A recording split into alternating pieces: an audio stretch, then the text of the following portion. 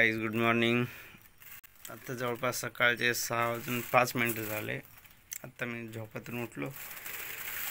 त्यासाठी पहिले दात वगैरे घासायचे आणि चहा वगैरे पितो, जराशी जेवण करतो। तोपर्यंत 7:15 7:30 होते। तर मग आपल्याला फवारणी करायची आहे। करू आपण। समजा स्वयंपाकाची तयारी चालू आहे। मांजर पाय मागत जाते आता पाय, आता इकडे ये बरं पाय, आता तिच्या मागत जाते। गेली आहे की असं थायचं हे मांजरा। मित्रांनो, निघलो सध्या शेतामध्ये। हे पहा माझ्या पाठीवर पंप आहे इकडून, आणि हातामध्ये हे बघा आपण काल आणलेलं एक औषध आहे, आणि आपण एक खतासोबत आणलं होतं, त्याला आपण वरखत म्हणतो, ते एक औषध आहे। आता वावरातकडे चाललो मी। तर वावरात गेल्यावर समजा पहिला आपल्याला कळशी आहे सोबत म्हणजे वावरामध्येच आहे। चला भेटू मग वावरात गेल्यावर। गेलो आपल्या वावरामध्ये, आणि आता सध्या विहिरीवर हा हे आपला पंप होय, आणि याच्यामध्ये आहे औषध। आणि हे 2 डबे आता सांगतो तुम्हाला। हे जे डब्बा आहे हे आपण काल आणलेला आहे, आणि हे जे डब्बा आहे दुसरा, हे समजा असंच होय। याच्यामध्ये आपण पाणी केलं होतं वरखताचं, हे बघा असं गुलाबी पाणी केलं होतं। हे मोनो टाकला 50 ml समजा याच्यामध्ये। ही जे छोटीशी चाळी आहे ना त्याच्यामधून, आणि हे जे वरखत आहे 19 नावाचं, हे 5 झाकणं केले होते 5 पंपासाठी, आणि हे सुद्धा समजा 1 झाकण टाकून दिलं। आता डायरेक्ट समजा पंप आता अर्धा भरला, अर्धा भरायचा बाकी आहे। तिथं आपली कळशी आहे। चला हे पंप आता समजा भरून पाठीवर घेतो मी।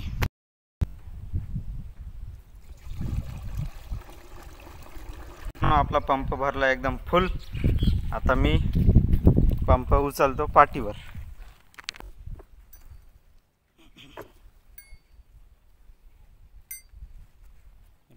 पंपाला इथं धरायचं डायरेक्ट, आणि असं पाठीवर वरीच्या वरी उचलायचं।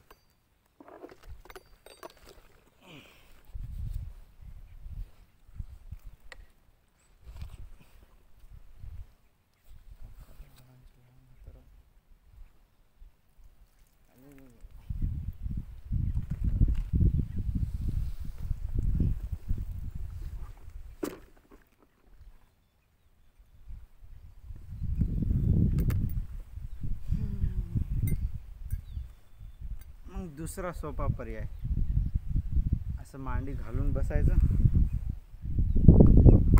एक पट्टा इकून अडकवायचा, दुसरा पट्टा इकून अडवायचा, असं धरायचं, असं उठायचं। सगळं अंग वल्लच्या वल्ल होते। तर आता हे भरलेला पंप घेतला मी पाठीवर। ते मंगाशी काय झालं होतं, समजा पंप असं डायरेक्ट उचलला होता, पण समजा ते हे जे हुक राहते त्या हुकामध्ये पंप जाईना नव्हता, त्याच्यामुळं पाणी सांडू लागलं होतं जरा। मग मी समजा खाली बसलो आणि मग तसं उचललं। नाही तर समजा एक जण असतं सोबत तर त्यानं समजा डायरेक्ट असं पाठीवर उचलून दिला असता। तर आता समजा मी आता तुम्हाला दाखवतो, फवारून दाखवतो। ह्या पहा मी पंपच केला चालू आता, आणि असं हे आपली तूर समजा। आता सध्या मी तुरीच्या तासावर फवारायलो। असं तास दिसते आपल्याला पुढी, आणि हे तशी फवारणी चालू आहे। असं फवार लागते। आता कापसाचा जेव्हा तास येईल ना तेव्हा मी तुम्हाला डबल एकदा सांगतो कापसाच्या तासावर कसं फवारतं ते।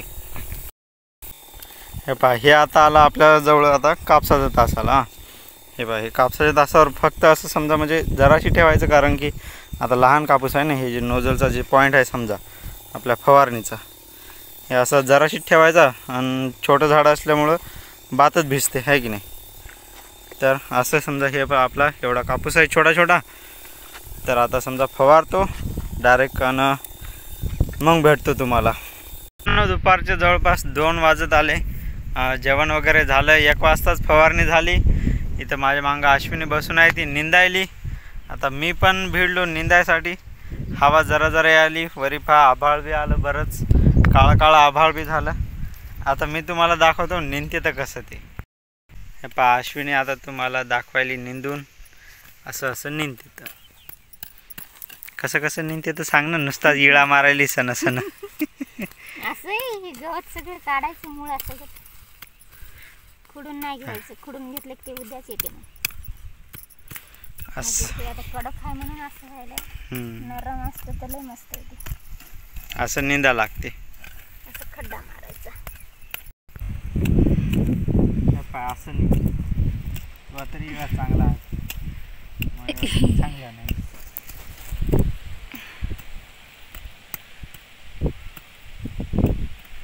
शेतकऱ्याला असं करावं लागते.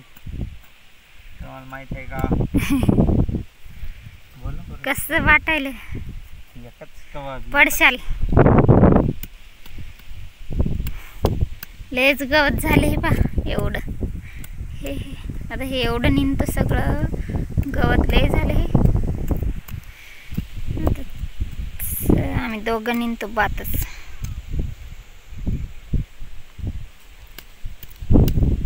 याले की नाही बरोबर. चालू हात लवकर लवकर. पाणी येते लवकर लवकर.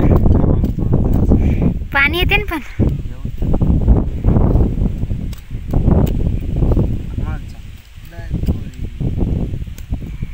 कसं झालं.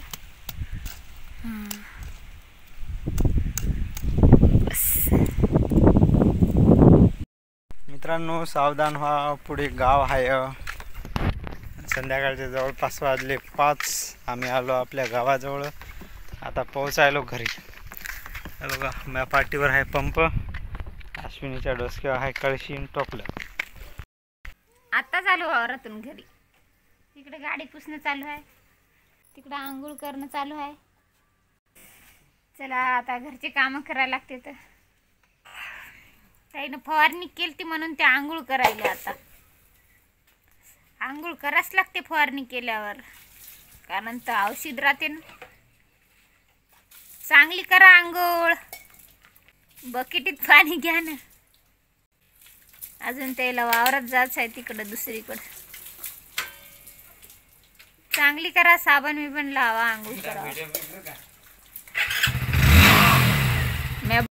मित्रांनो मी आणि रोहन आम्ही दोघं जण आलो होतो आपल्या तळ्याकडल्या वावराकडं. जे की रोहनचं वावर आहे तिकडं. तिथंशी हे बघा आमच्या हातामध्ये आम्ही गाडीवर आहोत दोघं जण.